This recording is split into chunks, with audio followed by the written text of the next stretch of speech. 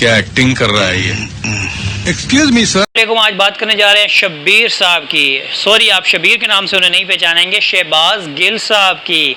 तो जी, शहबाज गिल साहब की बात करने जा रहे हैं। दोस्तों, बड़ा हम लोग पीटीआई की तरफ से देखते होते थे कि अटैक होते थे नवाज शरीफ की जो प्लेटलेट्स हैं और वो जो चमचे हैं, प्लेटें हैं और पता नहीं क्या क्या, और तरह तरह के हम लोग अल्फाज सुना करते थे। गिरफ्तारी के डर से ज़ाहिर है नवाज़ शरीफ साहब भाग गए थे, क्योंकि वो बहुत नाजों में पले हैं। और आपको पता है कि लंदन के क्वार्टरों फ्लैटों में पलने वाले, हराम के पैसों पे पलने वाले, वो कहाँ सर ये पाकिस्तानी जेलों में रह सकते हैं।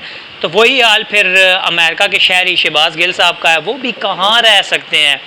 और बड़े टीपू सुल्तान बनते हैं टीवियों पर बैठकर, और जो मुंह में आता है बक देते हैं।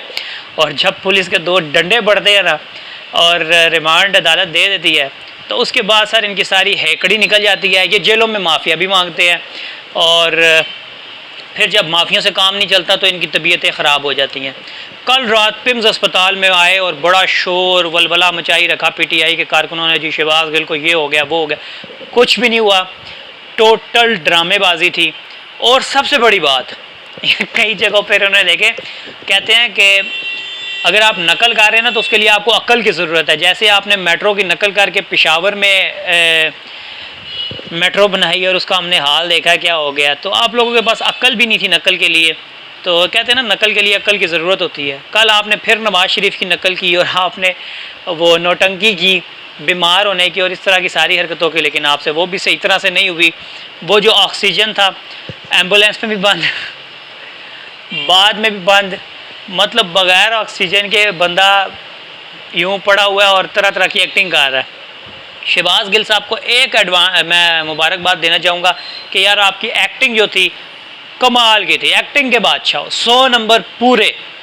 और इसके बाद मैं ये पंजाब गवर्नमेंट से कहना चाहता हूँ कि अपने सरकारी डॉक्टर्स भेजें, उनका इलाज मुआवजा कराएँ, चेकअप कराएँ। अगर कुछ निकलता नहीं है ना तो वहाँ से छितर मारते हुए दोबारा उनको थाना लेके आएँ, ठीक है।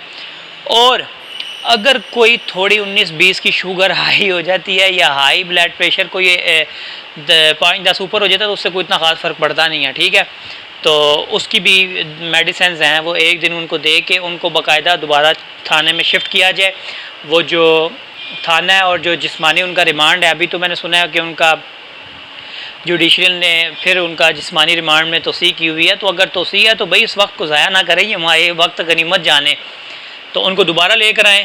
वो जेल जो है उनका इंतज़ार कर रही है, उनके मुंतज़िर है, उनको लेकर आएँ और उनको ज़रा ऐसे छितर मारें जो नज़र भी आए। नज़र नहीं आ रहे, पता नहीं हमें उनको मारा नहीं जा रहा, उनके साथ हमें प्यार मोहब्बत का शुगल मेला ही लगाया हुआ है और आवाम को मेरे ख्याल से बेवकूफ़ बनाया जा रहा है। सर कोई मारें, कुछ छितर छितर पड़े उन्हें और उनका कोई लाल शाल करें कोई जगह, ताकि वो लाल है वाला ट्रेंड दोबारा शुरू हो। या फिर कोई फवाद चौधरी जैसे जो अहमक लोग हैं उनके लिए कोई हदायत का ज़रिया बने ये चीज़ें। तो मैं आप लोगों से रिक्वेस्ट करता हूँ कि शहबाज गिल साहब जो हैं इनको थोड़ा रिमांड में, सही तरह से रिमांड में ले, ताकि इनके जो हालात हैं वो हम लोग दोबारा देखें और थोड़ा सा पता लगे कि जो कोई पाकिस्तान में इतना बड़ा इदारा है पाक फ़ौज का, उसमें जो इस तरह की शर फैलाने की कोशिश करेगा तो वो इंशाअल्लाह कभी बचेगा नहीं। देखें, पाकिस्तान आर्मी में सिर्फ एक डिसिप्लिन ही तो है जो इसको इतना मकबूल कर चुका है। तो अगर वो डिसिप्लिन ख़त्म हो जाएगा ना तो पीछे कोई चीज़ बचेगी नहीं।